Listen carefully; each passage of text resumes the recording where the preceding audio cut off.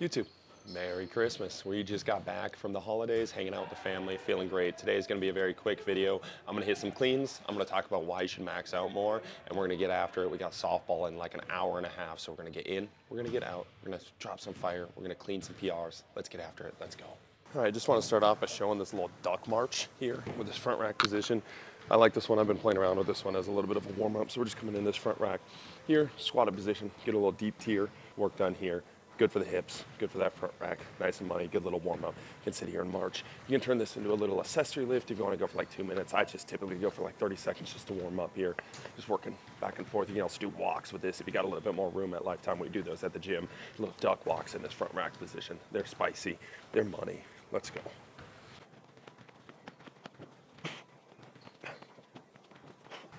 Ooh. Nice, let's get it.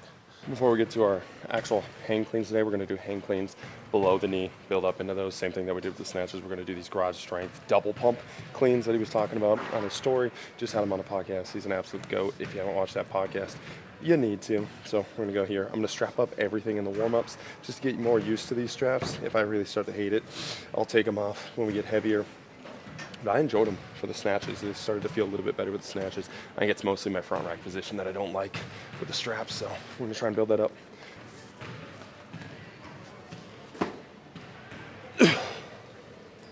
Just loosen it up a little bit maybe. It's a little too tight.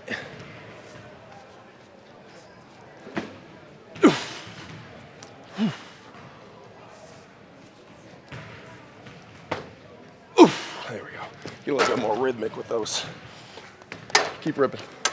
In between these, we got a triple deep tier, broad jump, and then a seated vertical jump. Ripping those in between. Just one superset today before we go.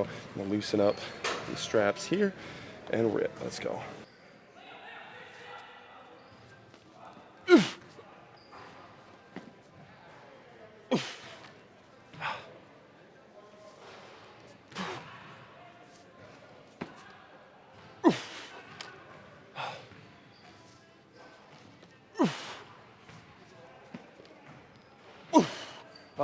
There we go.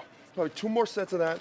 Then we get to those below the knee hang cleans as we go forward. I think those below the knee hang cleans are gonna be ass. Probably take the straps off after them. Not really loving the feel of those. And I wanna be a little bit more rhythmic with these on this next set. I was a little too posy there. I wanna be a little bit more rhythmic, then we'll get after it. Let's go. Styling out in these new pair of Zubaz that we got from Santa. They're not really the traditional Zuba colors, which I'm not a huge fan of, but they're comfy like Zubaz. So we'll be wearing these all the time. And then my mom got me some Metcons. I never asked for Metcons. She just saw some cool shoes and got them, which is kind of clutch. But I've never worn a pair of Metcons and never done research. I feel like some people shit on them and some people love them. So we're just gonna wear those today for these warm-up sets and our jumps. When we're doing our jumps, they actually feel pretty good to jump in. And then we'll switch over to our Oli shoes as we get going. There's definitely a raised heel. Again, I haven't done any fucking research on these. There's definitely a raised heel on these, but it's like feels like a balance between an Olympic lifting shoe and an athletic shoe. 2 more double pumps, this one and the next one. And then we'll get to regular cleans because we are actually gonna run out of time. Let's go. I'm gonna catch that in a power, I think.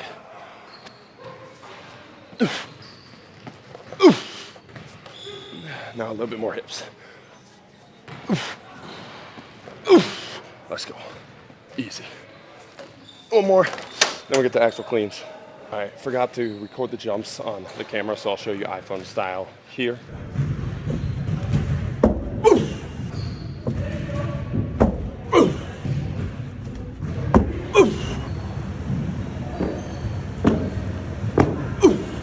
They're feeling pretty good though. The shoes are holding up here. We're gonna hit last set here, then we're gonna get to some maxes on below the knee cleans, and we're gonna talk about why you should max out more. Let's get it. Oh, I forgot I was supposed to power. Dummy. Here we go.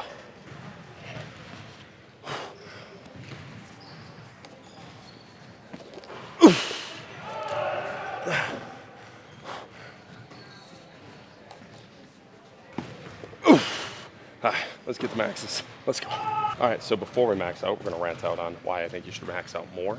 And I think this whole connotation that you're gonna get injured if you max out a lot, or you're testing, not building, so you're not going to get stronger when you max out. It's such a stupid and simple, like parroted thing in the S&C world that coaches just say because it sounds good to say, and it makes us feel important. Like, oh, you can't just go lift by yourself. You need to follow this super special, specific program to be able to get any results. Otherwise, you're going to get hurt. Like it's like fear mongering in the scientific way, and it's a little bit hidden behind it. And I'm not saying that you need to go max out at 120% of your max every single time, right? Or that you need to base your max off of a testing day that you had 52 weeks ago. And I think that's kind of where that connotation originally comes from, but now like a lot of coaches are saying that without saying it. It's like when the percentage-based world was super big and you would send it, like you had a 98% to 100% scheduled for that day, and you had meathead athletes and meathead coaches that would just run their face in the wall because it's Wednesday and that's what you're supposed to do that day, but the dude just had a broken up girlfriend and slept 4 hours a day before. It's like, it's such a stupid thing to hit that number that day because you're supposed to, right? Like on that day, you should max out to the max of your capabilities, which could be like maybe 85 to 90%. Like you have no idea what that max is, but I really do believe it's the best version of auto-regulation that you have possible. Put weight on the bar, pick a movement, put weight on the bar until you can't put weight on the bar anymore, and then stop, and then you're done. I think it gives you way more shots of having good days in training because if you keep adding weight and that weight keeps adding, you keep feeling good, then it's amazing.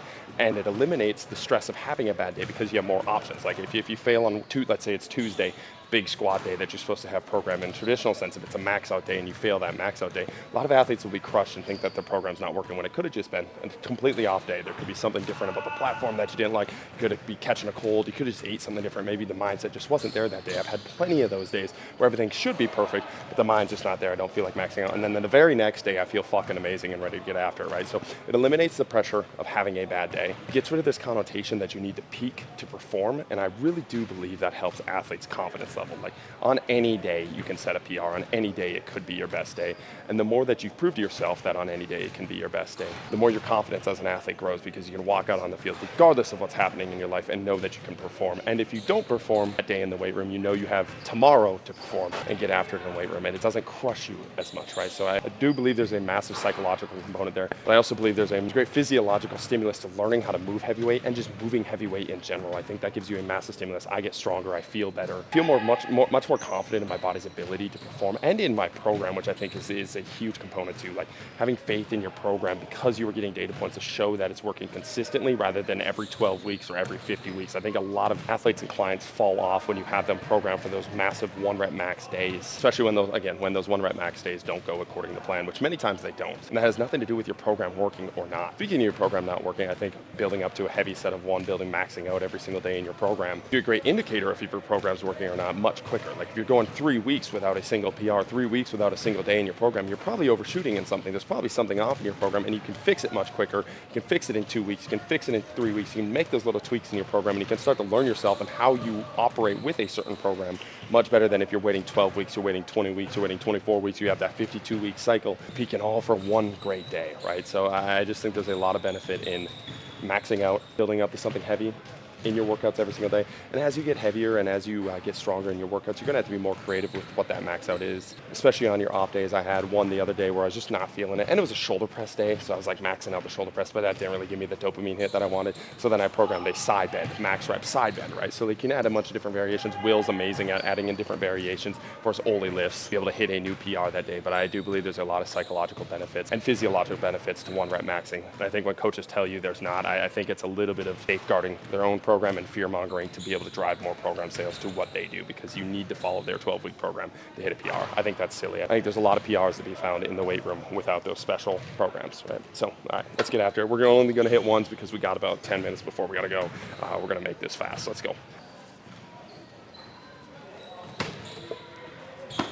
Ooh, that was sloppy.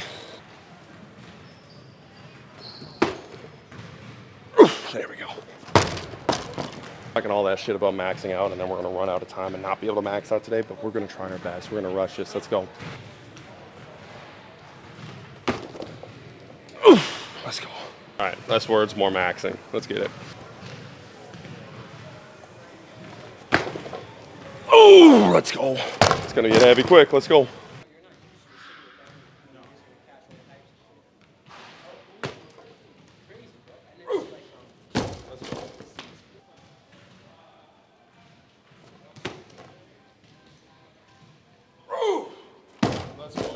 All right, YouTube, that is a day. Short, sweet, to the point, but it was a ripper. It was a ripper. We got one in. I like doing those little workouts right before softball. I get to softball, I feel all fucking fired up, and I'm smacking the ball hard. I will come back after softball and hit a bunch of accessories, so we'll probably do some leg extension, leg curls, basic shit like that. Get a little quad pump in, purify the joints, and all those good things. Really just want to end in this video with an appreciation note for everybody that watches, everybody that listens, everybody that supports Yoakum Strength in the holiday spirits. I'm beyond stupidly blessed to be able to do what I do. There are things that happen now that like I didn't even dream about happening when I was sleeping on the gym floor and everybody was telling me I was an idiot for doing it.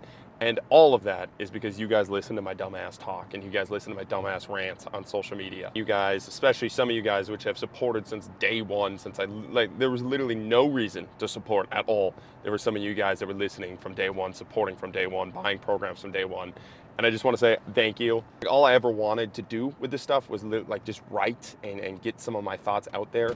And my two financial goals of all time were basically to get off the gym floor and be able to buy food that I wanted to buy. Like those were the only two financial goals I've had for most of my life. Was like be able to buy any food that I wanted to buy growing up in a trailer house where we were having to eat like canned meatloaf. I will never eat canned meatloaf again. Oh my God, dude. Like we ate canned meatloaf almost every single night. Canned meatloaf or some frozen pizza. Oh man, it was the absolute worst. So it was always my goal, even when I was a kid, it was like, I want to reach a point where I can buy blueberries, like stupid ass little goals like that.